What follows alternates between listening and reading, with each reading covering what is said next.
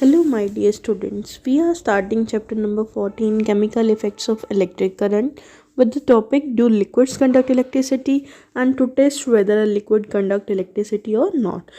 Electric current and it's effects के बारे में, जिसमें हमने 3 इफ़ेक्ट्स पढ़े थे। 3 इफ़ेक्ट्स में 2 इफ़ेक्ट हमने डिटेल में डिस्कस किए थे और एक इफ़ेक्ट जो रह गया था वही अब हमारा चैप्टर नंबर 14 है, जिसको अब हम डिस्कस करेंगे, that is chemical effect of electric current. Last हमने जो 7th क्लास में किए थे heating effect of electric current and magnetic effect of electric current. अब हम बात करेंगे next effect of electric current, that is chemical effects of electric current. अब उसके लिए अगर हम जनरल डिस्कशन करें तो good conductors of electricity and bad conductors of और पुअर कंडक्टर्स ऑफ इलेक्ट्रिसिटी के बारे में हम पहले भी डिस्कस कर चुके हैं। चलिए फिर भी एक बार रिवाइज करते हैं कि ऐसे मटेरियल जो अपने में से इलेक्ट्रिक करंट को बहुत इजीली पास होने देते हैं उन्हें हम क्या बोलते हैं, they are called as good conductors of electricity. दूसरी तरफ ऐसे मटेरियल जो अपने में से इलेक्ट्रिक करंट को इजीली पास नहीं होने देते उन्हें हम क्या बोलते हैं, they are called as poor conductor of electricity और नॉन कंडक्टर ऑफ इलेक्ट्रिसिटी। अब एग्जाम्पल्स की बात की जाए तो कहते हैं जितने भी मेटल्स हैं लाइक कॉपर, एल्यूमिनियम, सिल्वर, ये सब क्या करती हैं, they allow electricity to pass through them easily. So the metals are called as good conductors of electricity. On the other hand जो दूसरी रबड़ है, प्लास्टिक है, वुड है, they do not allow electric current to pass through them, मतलब उसमें से electricity conduct नहीं होती, so they are called as poor conductors of electricity.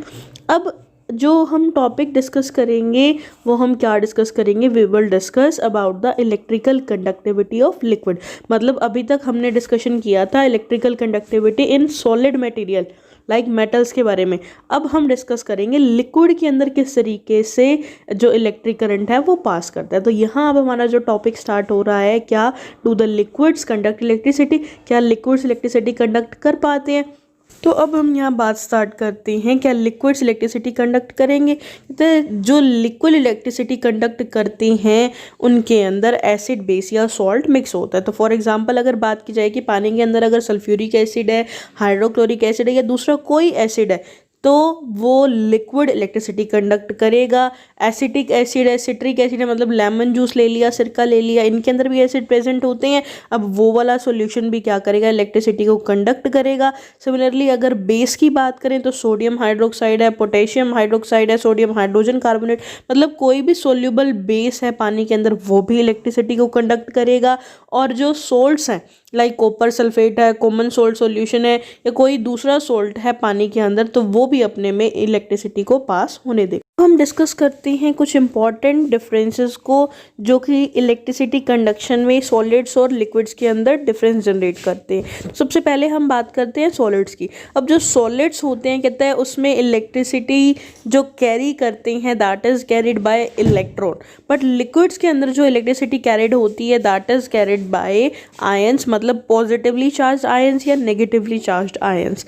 इस आयंस की जो फॉर्मेशन रहती है वो फॉर्मेशन रहती है इलेक्ट्रॉन्स की शेयरिंग की वजह से। अगर इलेक्ट्रॉन जा रहे हैं तो चार्ज कौन सा होता है, पॉजिटिव चार्ज होता है, और इलेक्ट्रॉन ले रहा है कोई एटम तो जो चार्ज उसके ऊपर होता है वो कौन सा होता है, नेगेटिव चार्ज होता है। मतलब जो पॉजिटिवली और नेगेटिवली चार्ज आयन की वजह से ही लिक्विड्स में इलेक्ट्रिसिटी पास आउट होती है। फॉर एग्जांपल अब हमारे पास कॉपर मेटल है, कहता है कॉपर मेटल के अंदर जो इलेक्ट्रिसिटी कैरी करते हैं वो कॉपर के इलेक्ट्रॉन्स कैरी करते हैं। बट यही अगर हमारे पास कॉपर सल्फेट सॉल्यूशन है, मतलब हमारे पास क्या है, सॉल्ट सॉल्यूशन है, अब इसमें जो इलेक्ट्रिसिटी कैरी करते हैं वो कौन करता है, कॉपर आयंस और सल्फेट आयंस। तो मतलब लिक्विड्स के अंदर जो इलेक्ट्रिसिटी कंडक्ट हो रही है वो पॉजिटिवली या फिर नेगेटिवली चार्ज आयन की वजह से हो रही है, ठीक है।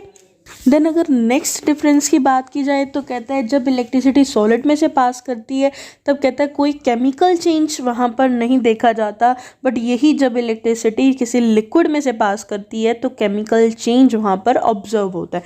फॉर एग्जांपल अगर हम कॉपर वायर में से इलेक्ट्रिसिटी पास करते हैं तो कोई केमिकल चेंज वहाँ नहीं होता, मतलब कोई नया सब्सटेंस की फॉर्मेशन नहीं होती। बट यही अगर हम इलेक्ट्रिक करंट एसिडिफाइड वाटर से या सॉल्ट से पास करते हैं तो केमिकल चेंज वहाँ पर ऑब्जर्व होता है क्योंकि वहाँ पर जो वाटर प्रेजेंट है लिक्विड के अंदर वो डीकम्पोज हो जाता है into hydrogen and oxygen gases. मतलब जो पानी है वो टूटकर हाइड्रोजन और ऑक्सीजन गैस की फॉर्म में कन्वर्ट हो जाता है। तो मतलब यहाँ पर क्या होता है, केमिकल चेंज ऑब्जर्व होता है। तब इस डिस्कशन से हम क्या कंक्लूड करते हैं कि सम लिक्विड्स कंडक्ट इलेक्ट्रिसिटी, मतलब कुछ ऐसे लिक्विड्स हैं जो इलेक्ट्रिसिटी को कंडक्ट करते हैं और वो लिक्विड जो इलेक्ट्रिसिटी को कंडक्ट कर रही हैं उन्हें हम क्या बोलते हैं, we call them as conducting liquids और कंडक्टिंग सॉल्यूशन। और जब electric current in conducting liquids में से पास करता है तब केमिकल चेंजेस देखने को मिलते हैं and these chemical changes which takes place in conducting liquid on passing electric current through them are called as chemical effect of electric current। इस चैप्टर के अंदर हम यही केमिकल इफेक्ट्स के बारे में डिस्कशन करेंगे कि किस तरीके से उन कंडक्टिंग लिक्विड्स में इलेक्ट्रिसिटी पास करने पर केमिकल चेंजेस ऑब्जर्व हो रही हैं। उन्हीं केमिकल चेंजेस की ऑब्जर्वेशन को हम क्या कहते हैं, that is called as chemical effect of electric current. ठीक है, अब एक जनरल सा कुछ डिस्कशन करते हैं। कहता है ऐसा लिक्विड जो अपने में से इलेक्ट्रिसिटी को कंडक्ट होने देता है, मतलब पास होने देता है, उसे हम क्या बोलते हैं, इलेक्ट्रोलाइट बोलते हैं। और इसमें भी कहता है जो सॉल्यूशन है एसिड का, बेस का और सोल्ट का पानी के अंदर, वो क्या कहलाते हैं, इलेक्ट्रोलाइट्स। फिर कहते हैं कि ये जो इलेक्ट्रोलाइट्स होते हैं ये दो टाइप के होते हैं, strong electrolytes and weak electrolytes. अब स्ट्रॉन्ग इलेक्ट्रोलाइट वो सॉल्यूशन होता है जो इलेक्ट्रिसिटी को बहुत अच्छे से अपने में से कंडक्ट होने देता है, पास होने देता है। तो स्ट्रॉन्ग इलेक्ट्रोलाइट क्या कहलाता है, that is called as a very good conductor of electricity because it contains a lot of ions in it. मतलब उसके अंदर क्या होते हैं, बहुत सारे आयंस प्रेजेंट होते हैं। अब some of the examples of strong electrolytes are sulphuric acid solution, hydrochloric acid solution, nitric acid solution, sodium hydroxide solution, potassium hydroxide solution, common salt solution, copper sulphate solution, silver hydroxide solution, इस तरीके से silver nitrate solution, ये सभी के सभी क्या है, they are called as strong electrolyte. अब वीक इलेक्ट्रोलाइट की बात करें तो weak electrolyte is a liquid और the solution which conduct electricity to a lesser extent. मतलब कंडक्ट तो कर रहे हैं बहुत कम, क्यों, क्योंकि उनके अंदर जो नंबर ऑफ आयंस प्रेजेंट हैं वो क्या है, कम है।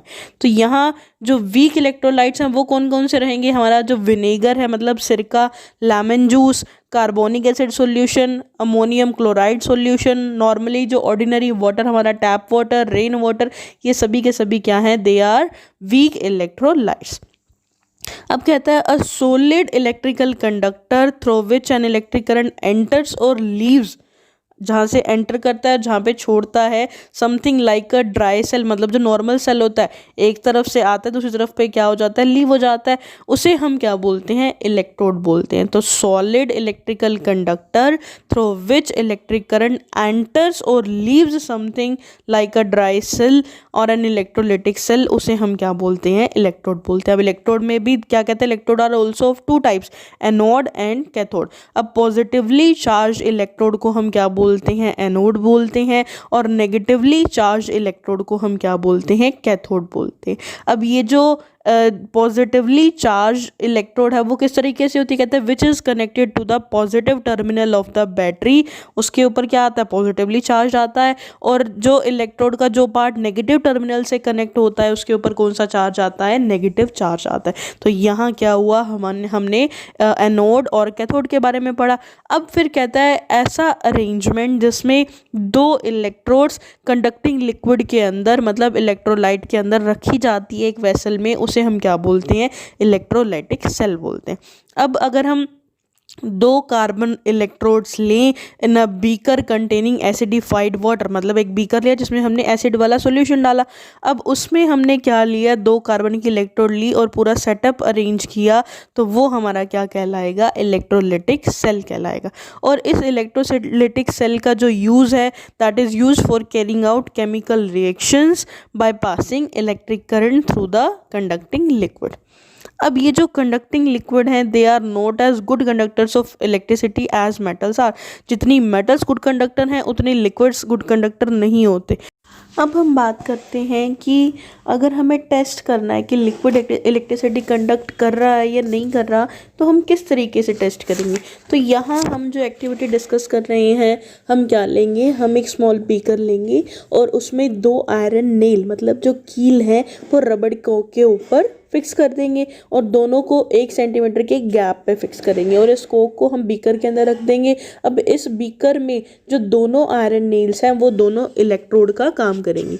देन इन दोनों नेल्स को हम बैटरी के दोनों टर्मिनल से कनेक्ट कर देंगे bye including a torch bulb and a switch in the circuit. अब एक को positive terminal of the battery से कनेक्ट करेंगे और दूसरे को negative terminal of the battery से क्या कर देंगे, कनेक्ट कर देंगे। अब जैसे ही हम जो सॉल्यूशन हम उसके अंदर डालेंगे बीकर के अंदर, वो कौन सा डालेंगे, we will use hydrochloric acid solution. अब हाइड्रोक्लोरिक एसिड सॉल्यूशन डालेंगे और जब हम इलेक्ट्रिक करंट को उसमें से पास करेंगे बाय क्लोजिंग द स्विच, हम क्या चीज़ ऑब्जर्व करेंगे, दैट बल्ब स्टार्ट्स ग्लोइंग। जो बल्ब है वो जलना स्टार्ट हो गया। अब बल्ब जो है वो धीरे धीरे ग्लो करना शुरू करेगा क्योंकि जो हाइड्रोक्लोरिक एसिड सॉल्यूशन हमने बीकर के अंदर लिया है वो इलेक्ट्रिसिटी कंडक्ट करना शुरू कर गए। So glowing of bulb in this case tells us that hydrochloric acid solution conduct electricity. अब इसी तरीके से हम क्या कहेंगे, तो हम यहाँ कि जो हाइड्रोक्लोरिक एसिड सॉल्यूशन मतलब एसिडिक सॉल्यूशन है वो अपने में से इलेक्ट्रिक करंट को पास हो रहा है। अब इसी एक्टिविटी को हम sulphuric acid solution, sodium hydroxide solution, common salt solution, copper sulphate solution, acidic या लेमन जूस के साथ भी टेस्ट करके देखेंगे और अगर इसी तरीके से जो बल्ब है वो ग्लो करेगा तो हम क्या कहेंगे, that this liquid conduct electricity. But यही अगर हम लेते हैं शुगर सॉल्यूशन, अब जब हम शुगर सॉल्यूशन लेंगे और इलेक्ट्रिक करंट उसमें से पास करवाएंगे बाय क्लोजिंग द स्विच, तो हम क्या देखेंगे कि जो बल्ब है वो ग्लो नहीं किया इस केस के अंदर। तो यहाँ क्या कंक्लूड किया हमने, that sugar solution does not conduct electricity और ये क्या हुआ, एक नॉन कंडक्टिंग लिक्विड्स हुआ। और इसी तरीके से हम जैसे ग्लूकोज सॉल्यूशन है, डिस्टिल्ड वाटर है, अल्कोहल सॉल्यूशन है, मिल्क है, वेजिटेबल ऑयल है, हनी इन द बीकर, ये सब चीज़ें डाल के भी 1 बाय 1 चेक करेंगे। तो हम क्या चीज़ ऑब्जर्व करेंगे कि इन सब में से इलेक्ट्रिक करंट कंडक्ट नहीं होता, पास नहीं होता और हम क्या कहेंगे कि they all are poor conductors of electricity and they are not conducting liquids. तो इस तरीके से हमने जो टेस्ट करना है कि whether the liquid conduct electricity और नॉट, हम इस तरीके से उसे क्या कर सकते हैं, चेक कर सकते हैं।